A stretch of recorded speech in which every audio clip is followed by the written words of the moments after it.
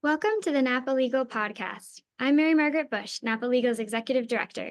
And I'm Frank DeVito, Senior Counsel and Director of Content at Napa Legal. You're listening to the Napa Legal Weekly Podcast, where we explore religious liberty through the perspective of faith-based nonprofits.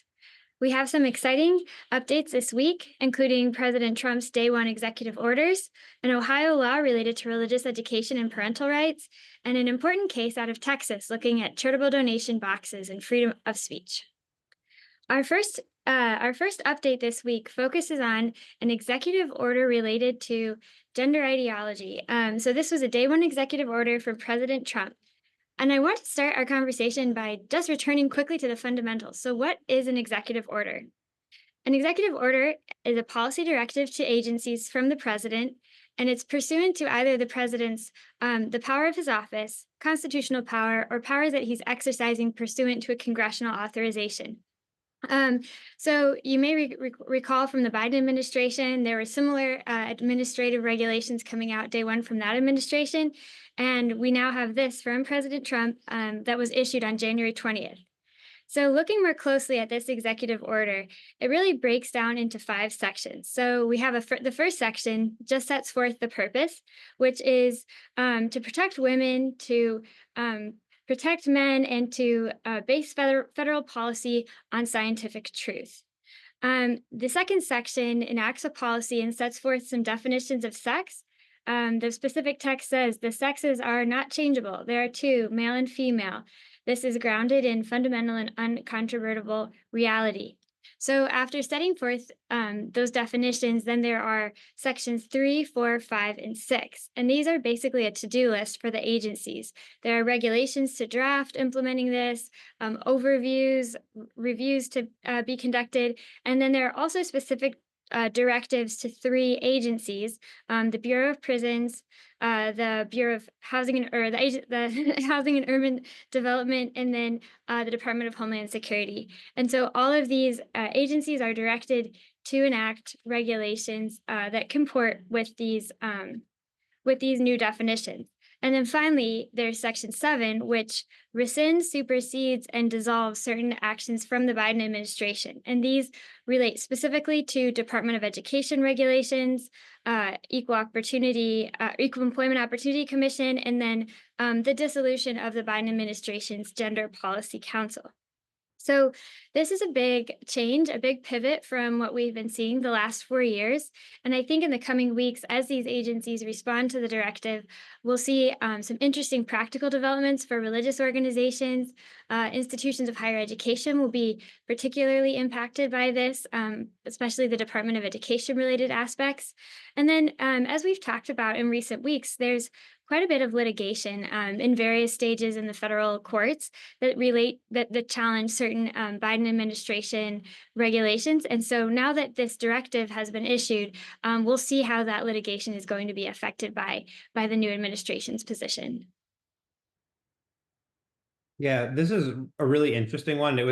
I'm glad that we were able to grab this executive order because now we're recording on a Thursday. So President Trump was just inaugurated 3 days ago, and there's been quite a flurry of executive orders. So there's a lot going on. And but this one, for purposes of religious liberty updates, this is a big deal. So I'm glad we got to really single this one out.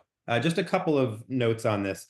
One thing that I think is really interesting in the executive order is there's a direct reference to the Bostock case and the precedent that it set regarding the definition of sex. So we talked about this a little bit last week, how Bostock in 2020, just as a reminder, interpreted discrimination on the basis of sex to include sexual orientation and gender identity. Many commentators believe this is a novelty, but be that as it may, it's had a lot of downstream effects, right? Bostock was limited to the interpretation of sex in Title VII of the Civil Rights Act, but the consequences have been far-reaching, right? Other regulatory agencies, other parts of the Civil Rights Act, and a lot of state legal regimes have followed suit and decided to interpret on the basis of sex or other sex discrimination statutes or regulations in light of Bostock. So even though Bostock isn't precedent in these areas, it has had serious downstream effects. And the Trump executive order takes direct aim at this. I won't quote, but I'll just kind of reference that the administration in this executive order directs the Attorney General of the United States to direct other agencies that Bostock should not guide sex-based distinctions in agency activities moving forward. So I think that's a big change. We'll see how that actually plays out. But again, we've seen various agencies following Bostock in the way that they interpret statutes and regulations at the federal level. So this could be a big change to start to cabin Bostock back to Title VII, where the precedent is actually limited, and instead of continuing this sprawl where the Bostock interpretation of sex spreads throughout the federal government. So it'll be interesting to watch how that plays out. And the other thing I just wanted to highlight on a kind of bigger picture level is that this executive order to me does two very different things. And I would say that government officials always do two very different things, right? They enact policy according to their proper powers, but they also have a bully pulpit, right? They have the ability to message, to change the conversation, because obviously the president of the United States has a huge audience. And so what he says has a lot of influence. So in terms of practical policy implications, this executive order does several things, right? It reinstates the ability to have single sex arrangements in workplaces, to not allow biological men to be housed in women's prisons, federal prisons. It has something to say through housing and urban development, as you mentioned, Mary Margaret, about people being put in emergency shelters and other housing situations according to their biological sex rather than gender identity. And these have real consequences, both because of the truth of the human person and the truth of biological God-given sex, but also because there have been some safety issues, right? When biological men, especially in places that tend to house some troubled people, like prisons and emergency shelters, there have been real consequences of allowing biological men into women's spaces like this. So I think on the policy level, this is a big deal. But I also think just the kind of bully pulpit side, the messaging here makes a big difference, right? That the administration is speaking about immutable truths about sex, that people are either made men and women, and this is not a changeable characteristic according to identity. That's a big change in the way that the government is speaking to the people. Yeah, I'm really glad you mentioned that the term truth is used. I think that was one of the if I were to say the two things that most struck me about this was one, the domino effect of clarifying the definition, like you said, Frank, because that's going to have implications throughout the government. But secondly, the term truth came up over and over. And I was so encouraged by that for the reason you said it, because truth is supposed to be the foundation of public policy. And so to go ahead and say the reason we're doing this is because it's true, and living in another way or acting in another way is actually putting a lot of people at safety risks, and it's never going to bear good fruit. And so I didn't count the exact number of instances of the term truth, but it appears in multiple places in this executive order, and I found that so refreshing. Yeah, that's a great point. There's a different way of speaking than what we've typically heard from federal administration policy pronouncements and executive orders. So I think with that, we'll turn to the next topic, to the Ohio law, the Parents' Bill of Rights that was just signed into law. So this is interesting. There have been movements on these Parents' Bill of Rights in recent years, especially with a lot of the kind of culture war issues that have been fought over curricula and books and libraries and things like this. So what happened here, Governor DeWine in Ohio just signed an executive order clarifying a number of things, actually, that I think are worth discussing. I'm going to focus on three of them. So this is an amendment to the Ohio statutory code related to schools, school policy, school district policy. And there are at least three things, like I said, that I want to highlight here in the changes. So for one, the statute requires prompt parental notification on substantial changes to the well-being of a child. And the definition of well-being of a child includes many things, but for especially purposes of what's been a hot issue is children transitioning socially, identifying as a gender other than their sex. There have been, you've seen the news headlines, there have been places where school districts have been permitting or even requiring teachers to keep that information from parents. And so this statute requires that any request by a child to identify as a gender other than his or her biological sex is a substantial change in well-being that requires parental notification. So that's a big change in the law.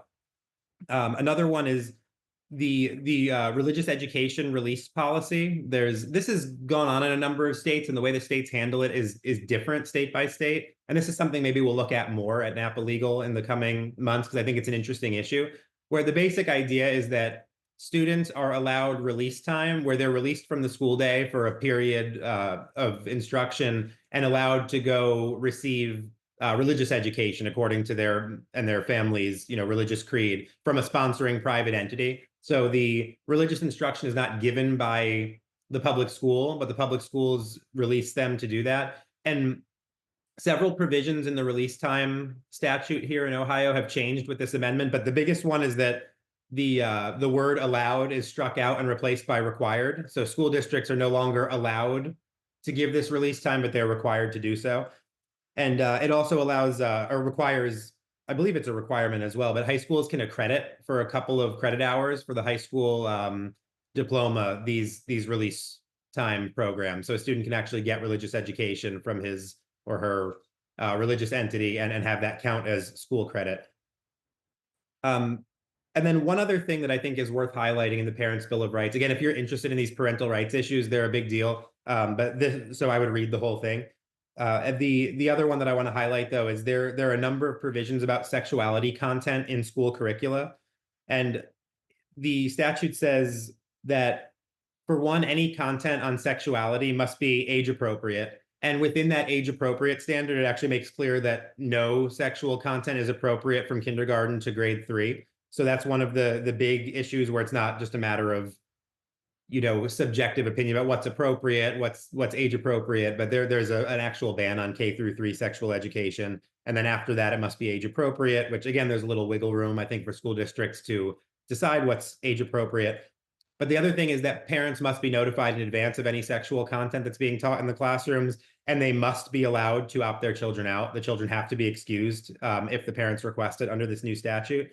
And I'll pass it over to you in a second, Mary Margaret, but I just wanted to highlight one thing. I think that the mandatory opt-out provision the Montgomery County, Maryland case was probably in mind when the Ohio legislature moved this through. So I think most of our listeners are probably familiar with this, but recently there was a case in Montgomery County where some mostly religious parents of different faiths came together and asked for opt-out provisions for their young children being taught LGBTQ books in the school, and the school district basically refused to allow them to opt out. There was a big legal case, and that's relevant for one, because a lot of advocates of religious believers in general, but of parental rights as well, were very disturbed by this Montgomery County case.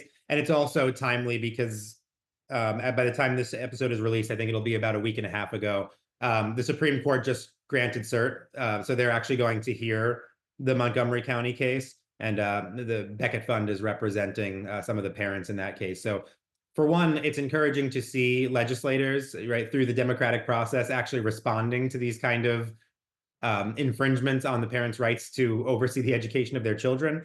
It's also encouraging, and it will be interesting to watch as the Supreme Court weighs in on what's been quite a hot button case over the last year or so. Yeah, I really love this case because I think when you take a step back and look at this as kind of an instance of a larger trend, it's very encouraging. Um, I think you mentioned the Montgomery County case, Frank. What also came to my mind in this case was the St. Isidore case, the Carson versus Macon case, and what I think we're seeing when you put it all together, we're seeing a trend of a renewed respect for faith and the positive value that it has, particularly in children's education, and a renewed respect for the institution of family and the role and the wisdom that parents can and should and must have in their children's formation, particularly now at a time when society is really struggling to find truth, and we're even seeing these terrible mental health outcomes because of some dysfunction in our education system, among other causes. So I think when you look at St. Isidore's, the Montgomery County case, the Carson versus Macon, and now this, I think there's some really positive momentum that I think will continue to bear fruit. And I also think not only in the education space, but just in general. There's been this history of, I think you mentioned in our last episode, the letter to the Danbury Baptists, which, as we all know, is not legally binding, was a personal letter from Jefferson, but that this idea that the state and faith communities, anytime that they would try to work together productively, this idea that there's some suspicion there has really gotten a foothold. Like if religion and the government are partnering in any way, there's like a fearfulness. I remember the FEMA case back during some of the hurricanes in the South. We had all these churches giving aid, and they weren't eligible for any FEMA disaster relief assistance because they had a faith identity. And of course, that was fortunately later corrected. But it's like the degree of suspicion had gotten so great that even people just giving food to the hungry was like, well, if you're a person of faith and you're doing this, there's no room for a productive, but principled interaction with the government. And I'm really encouraged that that myth is starting to lose its power, and we're starting to see more creativity. And I think long-term better outcomes for children and better outcomes for society as a whole, now that that lie's really being dismantled. Well, that mention there about distributing food to the hungry probably is a good transition to our last topic. If you want to finish us off talking about Texas and the banning of donation boxes. Yes, this is a great case. So, um, as with most of the updates we've highlighted recently, we've been looking at more kind of front lines, front page, big dialogues, controversial dialogues. But at Napa Legal, we focus on all aspects of faith-based nonprofits, and so this case relates to a slightly more day-to-day question for faith-based nonprofits, but one that's very important, and I'm really happy we can draw some attention to it. So let's just start with the story here. We have Arms of Hope, which is a resource center in the Arlington, Texas area that serves children and single mothers, particularly those seeking resources to escape from domestic violence situations. And then the National Federation for the Blind, which is a Texas nonprofit that supports people with low vision or blindness and their families. And so they have long fundraised or raised charitable resources through donation boxes, which you've probably seen them. I think AMVET sometimes has them. You bring clothing, household items, and you can deposit them in these boxes that are often in a corner of a church parking lot, things like that.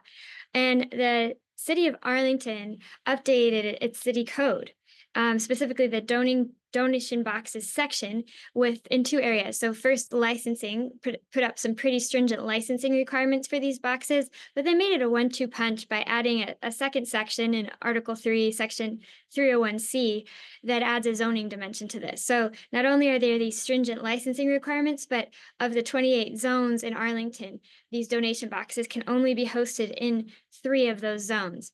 And this is even when a private property owner has consented to have it. Section 302 of that same article makes it unlawful for a property owner to even consent to having these boxes. So there's a lot to unpack here. There's sort of the facial aspect. Well, this is why is the City of Arlington doing this? That was not addressed. That was not addressed in the litigation, the why aspect. But so the plaintiffs are Arms of Hope, National Federation for the Blind. They're setting forth kind of a four-step or four-part argument. They're first saying, well, these donation boxes are actually speech, and they're therefore protected by the First Amendment. And there is some strong legal precedent supporting donations, funding, support as a form of expression. So saying, you're giving money to, for example, a political campaign or a cause. There's recent precedent even in the Americans for Prosperity versus Bonta case, donor identities being protected, the NIFLA versus Becerra case, compelled speech can't be, or speech cannot be compelled. So there's a lot of history to this area. And then the second kind of argument that the nonprofits are making is that this is speech, and that the law of the city of Arlington regulating it is not content neutral. So what that means is the law is actually targeting the expression itself. So that the law doesn't say, anyone who's going to put up a receptacle or any big receptacles need to be regulated. It's specifically receptacles for donations. The same standards not being applied to garbage cans or I don't know, other kinds of receptacles that might be on private property. So the nonprofits are saying this is speech. The regulation is not content neutral, and therefore this regulation needs to be subjected to the highest level of accountability. The government should really have to answer for what it's doing here. And then the conclusion, based on those three arguments, is the city does not meet those standards, and so this ban, the nonprofits are arguing, actually violates the First Amendment for those reasons. And the district court held in favor of the nonprofits. The Fifth Circuit did not, and so now they're in front of the Supreme Court asking for this case to be heard a third time in the highest court of the land.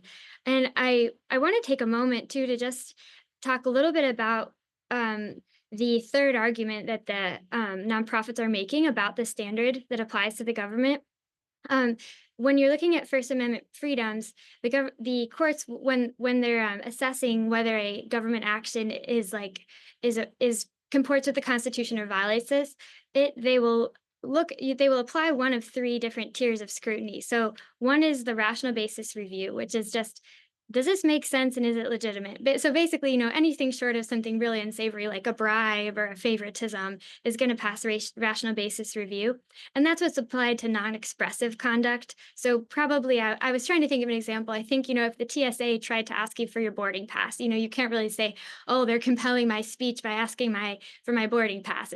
That's not expressive conduct, most likely. And then the second tier is intermediate scrutiny, and that's kind of the base case that applies to expressive conduct. It needs to be important. The government's interest needs to be important, and then the means need to be substantially related to whatever the government's interest is. So that was what was applied in this case. But what the nonprofits are asking is actually that the highest level of scrutiny be applied. This is strict scrutiny, where the government's interest needs to be compelling, and they need to show that there was no other way they could have protected this interest that would not have restricted the expressive conduct. And so the nonprofits are asking for strict scrutiny here. They're saying this is speech. It is being regulated by a regulation that targets the expression as such. And I think it is an ambitious argument, but I do think that I think it's a fairly compelling argument, because the kind of test between those, whether a regulation is content neutral, the test is, would the regulator or would the government actor need to read or somehow like understand the substance of the expression to know whether the law applied? Well, here, because it is regulating donation boxes specifically, to me the answer is kind of yes. Any old box is not going to be fall under this kind of regime. So they will actually have to say, oh, this box is soliciting for arms of hope. It violates this. It's in this zoning area. And so I think that the content neutrality challenge is fairly compelling.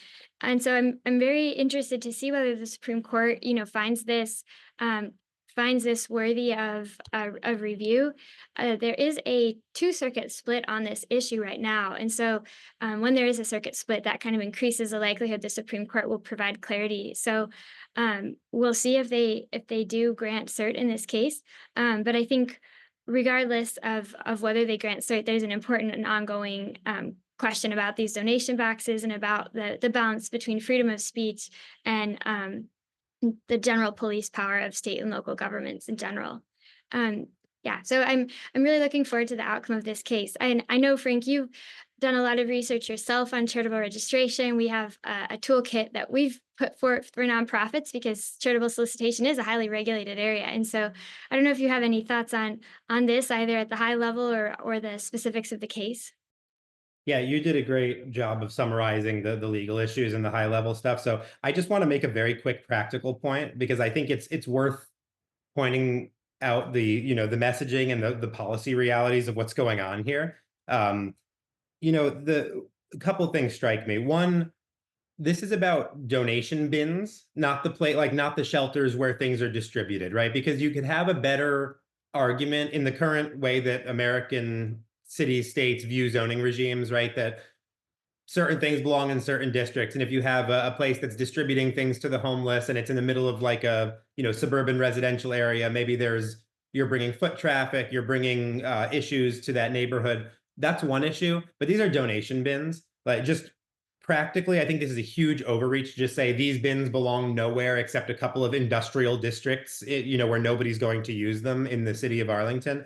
So I think it's overbroad and it's not necessary, because if you're really worried about, it's obstructing foot traffic, or it's people are stopping and adding traffic to places where it's not appropriate, I think there's a much narrower zoning way to deal with this that makes more sense. Or you can just restrict that, these things can't be within 15 feet of a public road or a public sidewalk. And then if somebody wants to put them in the back of a parking lot, in a commercial place or whatever, I think there's just easier ways to deal with this. And I think practically, like, I live in a fairly rural area, right? And we have one of these donation bins. I don't live in Arlington, Texas, so there's no problem with them being here.